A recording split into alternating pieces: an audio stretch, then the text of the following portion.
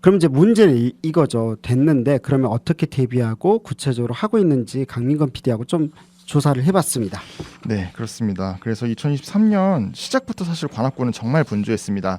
1월 19일부터 관악구는 관악구 재난대응 업무체계 개선 계획을 수립을 했습니다. 365일 24시간 재난 상황 대응을 위한 재난 현장 대응팀을 신설하겠다가 주요 목표였습니다. 이어서 4월 5일에는 수해 취약시설과 수방시설 723개소를 대상으로 일제 점검을 실시했고요. 침수방지 시설 무상 설치와 개폐형 방범창 설치를 지원하기 시작했습니다. 네, 지난 8월에 이제 수업 때문에 창문 열리지 않았잖아요. 이런 이제 그렇습니다. 침수 방지 시설 설치 어느 정도 진행됐을지 그게 사람들은 워낙 이제 트라우마를 있으니까 궁금할 것 같거든요. 그렇습니다. 관악구는 예산 69억 원을 확보를 해서 6월 9일을 기준으로 2,712건의 물막이 판과 옥내 역류 방지기를 주택과 상가에 설치 완료했다고 밝혔습니다. 야, 그 어쨌든 이 2,700개 되는 것을 그래도 다 완료했다니까 너무 다행이라는 생각이 들고요. 작년 이제 지난해 현장 취재 저희가 돌아다녔을 때 신사동 신사시장 일대 모습이 기억이 나는데 이게 물이 역류해서 계속 차올랐었잖아요. 그렇습니다. 네. 그래서 구는 신사동 지역에 우선 설치를 진행했다고 밝혔습니다.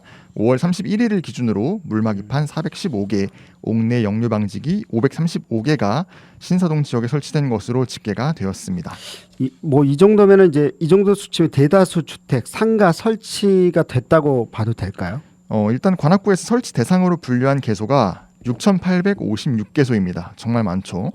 근데 이 중에서 설치 목표로 잡은 수치가 2023년도에 4,800개입니다. 6월 9일을 기준으로 4,152건의 신청이 접수가 되었는데요. 8월까지 모두 설치를 완료할 예정이다 이렇게 밝혔습니다. 이게 4,152건이니까 그래도 거의 보면은 정말 상당수를 한 거네요. 그렇죠. 이제 현재까지 2,712건이 완료가 되었고 8월 달까지 설치를 4,800개를 그러니까 신청까지 더 추가로 접수를 받아서 네네네. 올해에 이제 배정된 예산 그리고 네. 올해의 목표로 잡은 수치를 8월까지 모두 달성할 계획이라고 밝힌 겁니다. 아무쪼록 이번 6월 지금 이제 말에 처음 오는 장마잖아요. 이 시기 때 이 폭우가 정말 문제 없이 잘 지나갔으면 좋겠습니다. 다시는 그런 일이 없었으면 좋겠다는 생각이 들고요. 침수 방지 시설 설치하는데 이게 파리가 동의가 이루어지고 또 설치가 이루어질 것으로 기대했었잖아요. 그렇습니다. 정말 빠르게 진행될 거라고 생각을 했었는데 일단 두 가지 이유가 있었습니다. 첫째로는 취약계층 대상 개폐형 방범창 설치 동의가 좀 저조했고요. 네. 동의율이 한 22% 정도 나온 것으로 집계가 되었습니다. 되게 낮네요. 네. 그렇습니다. 또 네. 둘째로는 거주자 부재 문제로 인한 사업기간 연장을 꼽았습니다. 임대인에게도 설명을 하고 또 동의서를 구하는 절차가 필요했기 때문입니다. 네네. 계획한 대로 이제 어쨌든 이런 부분들에 있어서 들으셨다라면 주변에 좀 알려주셨으면 좋겠어요. 보셨죠? 개인정 이런 것에 동의서를 작성하는 것부터 이런 것들 때문에 지연이 되고 있다고 하니까 도움을 주셨으면 좋겠고요. 계획한 대로 이제 4,800개소가 8월 이전에는 모두 설치가 되었으면 하는데 최근 뉴스 보면은 빗물바지 아무리 청소해도 담배꽁초로 막힌다. 이런 부분 있잖아요. 그렇습니다. 관악구에서는 상반기에 26,177개소의 빗물바지 청소 목표를 세워뒀는데요.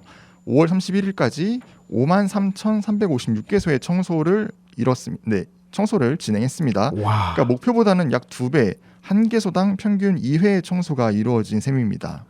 그러니까 어쨌든 상반기 26,177개 개소로 잡혀있는 이 청소 목표도 사실은 이론적으로 이 정도로 청소를 하면 막힐 일은 없다 해서 나온 수치겠지만 사실 지역 주민들 좀 도움도 필요하겠죠. 그렇습니다. 네. 사실 이제 불법으로 투기되는 쓰레기들 정말 많은데 네. 그 중에서도 이제 담배꽁초가 빗물바지를 주로 막는다는 점에서 이런 부분 좀 인식 개선이 필요하겠습니다. 네.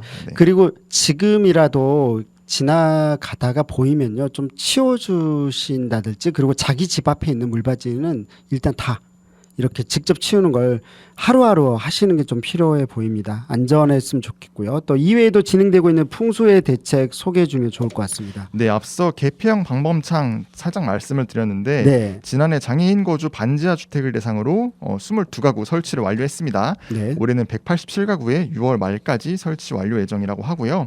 또 도림천에 대해서도 중장기 단계별 배수시설 대책도 마련하고 있습니다. 지난 5월 30일에 환경부와 함께 도림천 도시침수 예보를 시행해서 풍수의 재난대응 모의 훈련을 진행을 했고요. 6월 12일에는 주민과 함께 대피 또 고립자를 구조하는 현장 훈련을 실시를 했습니다.